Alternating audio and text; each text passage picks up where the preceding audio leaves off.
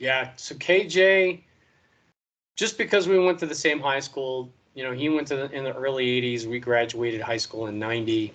So pretty much everyone was a KJ fan. KJ would come down and do camps. And, I was a late bloomer as far as growing. In freshman year in high school, I was 5'1" at the beginning of the year.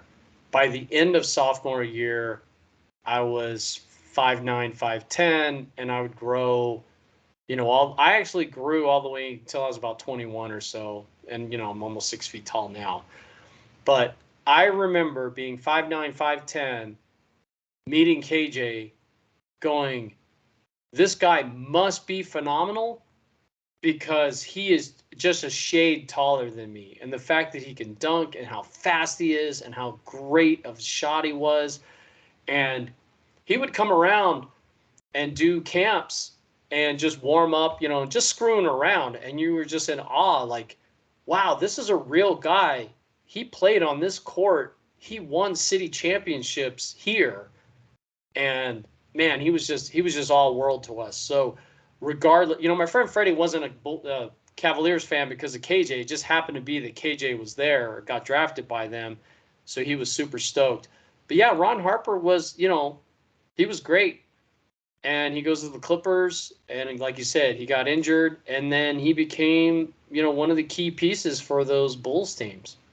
Well, it's funny. I don't know about you, and I don't know about our listeners, but I would have this. I wouldn't say it a fantasy, but I had this kind of mindset that if I was, 6'3", 215, I'd play pro football, pro bat, whatever it was. And so it was all about my size.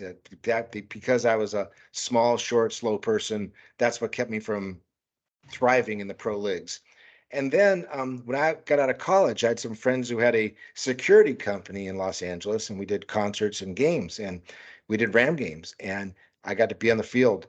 And as the Rams came out, the last two guys were Tom Mack and Dennis Hara, the guards. But the two guys before them were Rod Perry and Pat Thomas, or defensive backs, and they were 5'9", 170, my size. And I looked at them, I thought, wow, I couldn't even play high school football. You guys are playing pro football, and they were great. In fact, if I can just take a little hog time, um, the single best play I've ever seen in pro football was by Rod Perry, and I would never I've never stopped remembering this. And if I were a coach or a motivator, I would use this every time. So Rams are down by, let's say, 3 or 4 points, and Minnesota's running out the ball, and it's 3rd and 1 or 4th and 1.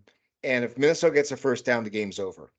And they hand it to Chuck Foreman, great running back from Miami, and he bursts through a hole and takes off. So he's got the first down. Now it's just a question he's getting a touchdown or not. And it doesn't really matter because the game is over. Rod Perry runs him down. Rod Perry runs 50 yards at full speed, dives and tackles him at the 5-yard line. Any other person I know would have given up and quit. And Rod Perry did not. And I was just like, wow, I've never seen a single better play in football. I mean, the game was over. It didn't matter what happened. It didn't matter if he tackled Chuck at the 5-yard line or not.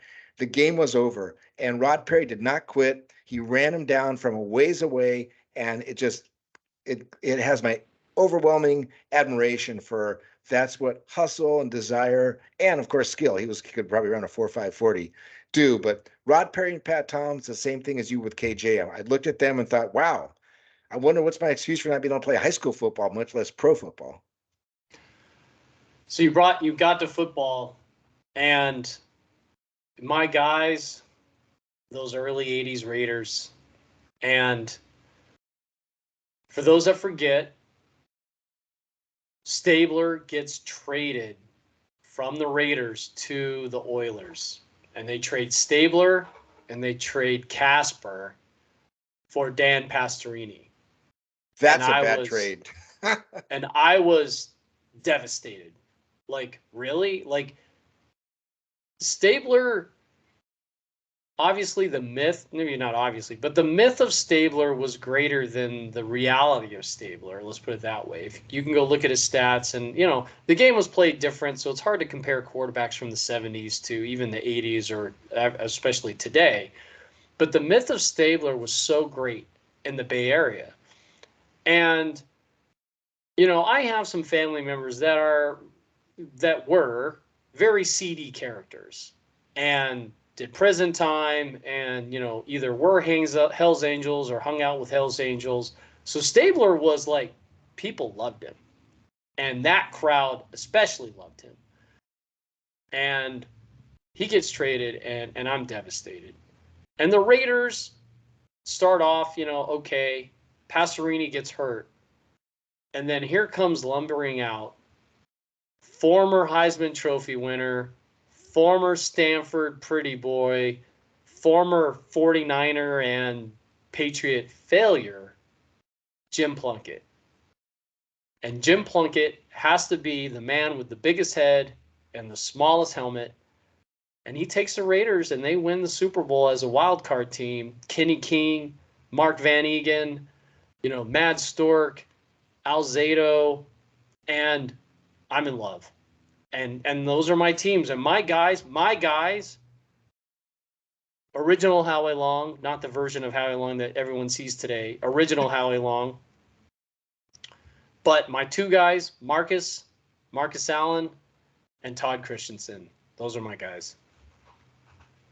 Todd Christensen was a great player. He went to BYU and he's a running back because a buddy of mine played at Long Beach State and said no one could tackle him. He was that tough. But I thought he was arrogant as an announcer. I didn't like him.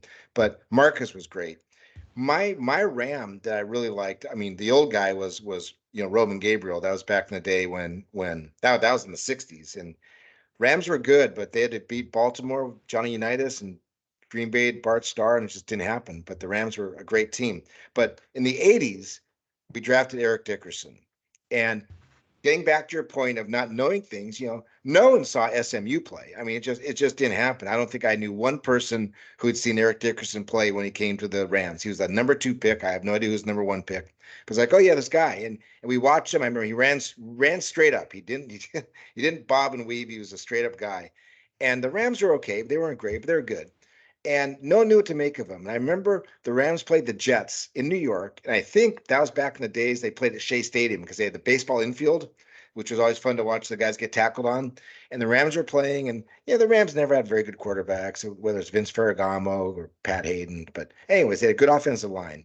And I'll never forget, Dickerson destroyed the Jets. He got well over 200 yards. And I mean, everyone in LA watched like, wow, this guy is the real deal. He was so good.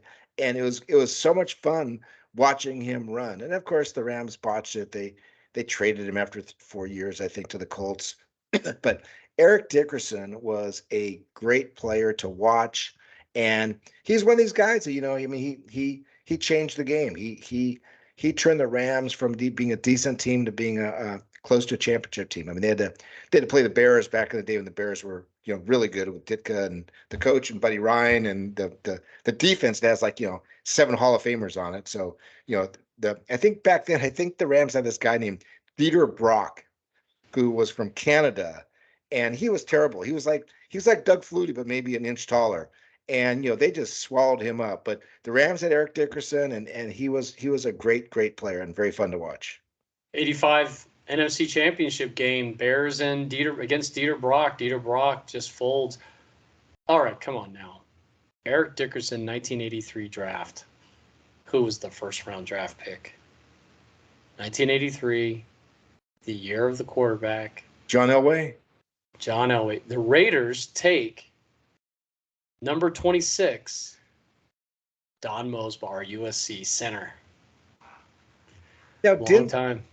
Didn't Elway get drafted by a team he didn't go to? Did he get drafted by the Colts?